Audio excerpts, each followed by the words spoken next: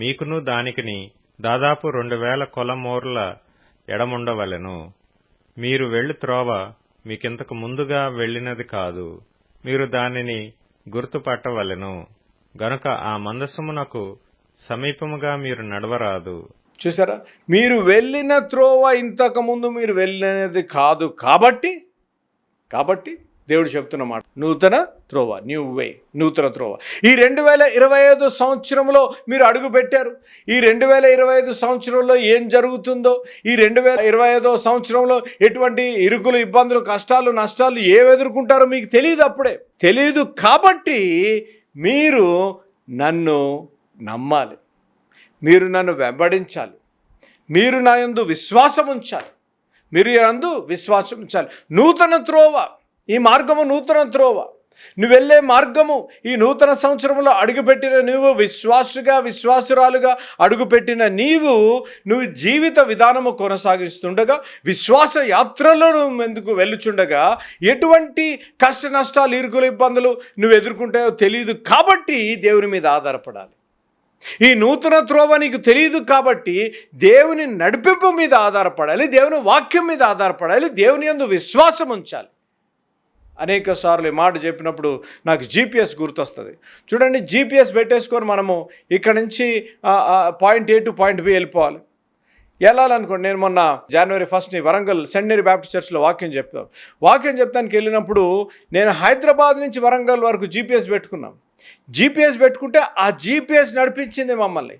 ఎందుకనగా నాకు తెలియదు, కొత్త డ్రైవరు, ఆ డ్రైవర్కి కూడా తెలియదు, మాకు ఆ త్రోవ ముందు తెలియదు కాబట్టి మమ్మల్ని నడిపించే ఒక గ్యాడ్జెట్, లేకపోతే మమ్మల్ని నడిపించే ఒక ఇన్స్ట్రుమెంట్ మీద ఆధారపడి మేము ముందుకెళ్ళాం. జాగ్రత్త వినాలి. దాని మీద ఆధారపడటమే కాకుండా దాన్ని నమ్మాము, దాని మీద ఆధారపడి అది ఎటు వెళ్ళమంటే అటు వెళ్ళాం, ఎటు తిరగమంటే అటు తిరిగాం, ఎక్కడ ఆగమంటే అక్కడ ఆగాం. కాబట్టి మేము సెంటినరీ బ్యాప్టిస్ట్ చర్చ్ వరంగల్కి చేరగలిగాం.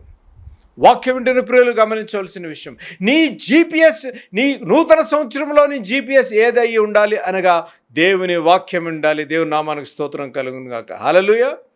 దేవుని వాక్యం జీపీఎస్ అయి ఉండాలి. దేవుని వాక్యము మీద ఆధారపడాలి, దేవునిపై విశ్వాసం ఉండాలి. ఏ రీతిగా జీపీఎస్ మీద నువ్వు ఆధారపడుతున్నావో, ఏ రీతిగా దేవుని వాక్యం మీద ఆధారపడాలి, ఏ రీతిగా దాన్ని నమ్ముతున్నావో దేవుని వాక్యంపై నమ్మాలి.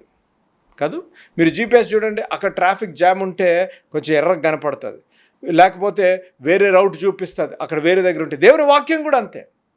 జీపీఎస్కి నేను ఒక మాట చెప్తాను, జీపీఎస్కి ఒక మాట నేను దేవుని వాక్యం చెప్పేటప్పుడు సిరీస్ చేశాను, God's plan of salvation. GPS, God's plan of salvation. దేవుని రక్షణ, ఏ రీతిగా రక్షించాలో దేవుని ప్రణాళిక.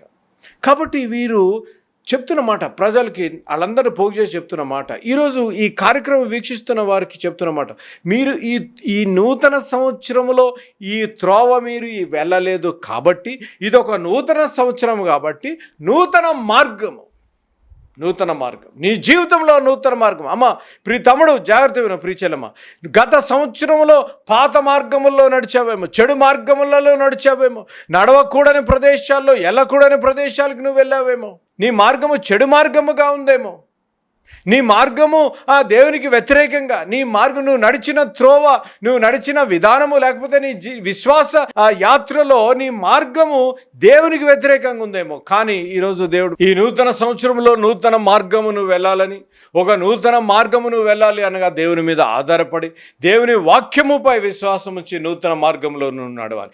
పాత మార్గములు విడిచిపెట్టి, ప్రీతముడు ప్రీచలం జాగ్రత్త ఉన్నారు, పాత మార్గములు విడిచిపెట్టి, ఏ మార్గములైతే నాశనానికి దారితీశాయో, ఏ మార్గం అయితే మోసానికి దారితీశాయో, ఏ మార్గమైతే నిస్పృహ, నిరాశ, కృంగుదలకు, ఏ మార్గమైతే దేవుని వాక్యానికి నీ వ్యతిరేకంగా, కుటుంబానికి, భార్యకు, భర్తకు వ్యతిరేకంగా, తల్లిదండ్రులకు వ్యతిరేకంగా ఆ మార్గం ఉందో, ఆ మార్గమును విడిచిపెట్టి ఈ నూతన సంవత్సరంలో నూతన మార్గంలో నువ్వు నడవాలి అనగా దేవుని మీద ఆధారపడాలి.